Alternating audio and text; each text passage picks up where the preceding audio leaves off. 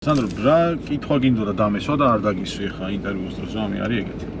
იცი რა, მე მგონია რომ აი ნაწილობრივ გადავწოდი ასე ვთქვათ ამ კითხვას, რომ მოკლედ AI საფრთხეა თუ შესაძლებლობა ეხლა გავრცელებულია ხო ეგ კითხვა, მაგრამ უფრო პიროვნებებს ეკითხებიან და ერებს არ ეკითხებიან რა. ხო და მე კიდე მაგ შეგრძნება ესე იგი რომ ჩვენი დრო დადგასავით ასე ვთქვათ რა, ჩვენ რომ ამ ტალღას ავყვეთ, წარმოიდგინე მუშახელის პრობლემა რომ ჩვენ აღარ ხო, პატარა ქვეყანა ვართ რა. ხო, აი ზუსტად და ეხა იმაზე Spotlight-ის კონფერენციაზე ვაპირებ, რომ ესე იგი აი Silk Road-ის ანალოგია, ასე ვთქვათ, აბრეშუმის გზა, ახალი აბრეშუმის გზა ხო ეხა ჩინეთთან და იმასთან არის ასოცირებული და AI-ის აბრეშუმის გზა წარმოიდგინე, როცა შენ შეგიძლია შემაერთებელი ტიპი იყო ენტერპრენიორი, რომელსაც შეუძლია იქაური რესურსი, აქაური რესურსი რაღაცა კარგი იდეით და სტარტაპით შეკრას. ხო? და მე მგონია რომ ეგ რავი ისტორიული შანსი მგონია რა და განათლებასაც გადაატრიალებს. აი მე სულ ვამბობდი, მაშინაც შევხვედრი ვარ მე და შენ ესე განათლების პერიოდში და სულ ვამბობდი რომ ხალხო ნაბეღლავში, სოფელ ნაბეღლავში ფიზიკის მასწავლებელი საიდან მოვა ამიხსენით.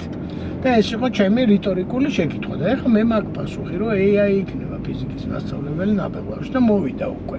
ხო? იზღა დაგვრჩა რომ კაი ქართული ვასწავლოთ, კაი ინტერნეტი გავუკეთოთ ნაბეღლავად ბავშვებს და გავშენდებით. ჩვენნაირი საიდანვე დავიწყოთ? რამხელა ბავშვებს უნდა ვასწავლოთ? დაწყებულია ნოლიდან დაწყებული. შენ ბავშვი, ესა ჩემი ბავშვი 1 წლის რო იყო, ესე ქაღალდის წიგნზე ესე სკროლავდა რა, გასკროლავდა და ეგ დაწყებულია უკვე რა.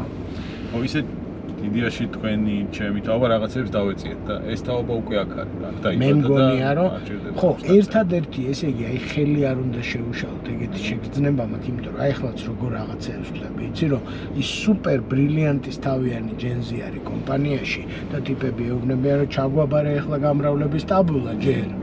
და მე მიგიშვებ საქმესთან და ამ ტიპის ძლიერი მხარე არ არის მეხსიერება და ვერ ჩაგაბარებს გამრავლების ტაბულას და შეიძლება გენიოსი ტიპი დაიწუნო, ცუკერბერგი იყოს ტიპი და შენ დაიწუნო იმიტომ რომ ის არ იცოდა რა ქვია. თავის გზას მაინც იპოვის ეგ გენიოსი, მაგრამ შენთან არ იპოვის, შენ დარჩები და უცხოეთში თუ იპოვის და საქართველოსთან თუ წავა, ხო და გავიჭედეთ ესე იგი. მე უკვე კონკურენცია ხო ქვეყნებს შორისაც არის და ამიტომ ეგ უნდა ვისწავლოთ, მე მგონი რომ ამ ხალხს ახლებურად ის არის და რავი მე რასაც უყურებ აი თუნდაც გარემოში ეს ჯენზის მიმართ პოზიტიური ჯანსაღი მუხტი აი ყველაზე მეტად ეგმახარებს რა.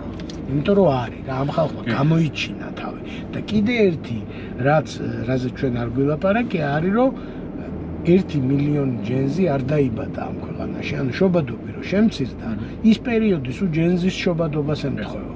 და ანუ ყველაზე მოსავლიანი ტიპი AI-ის ხანაში ეგ გვაკლია ყველაზე მეტი რა. ამიტომ 10-ჯერ მეტად უნდა შევუწყოთ ჩვენ ხელი ჯენზის ვიდრე ინდოეთმა.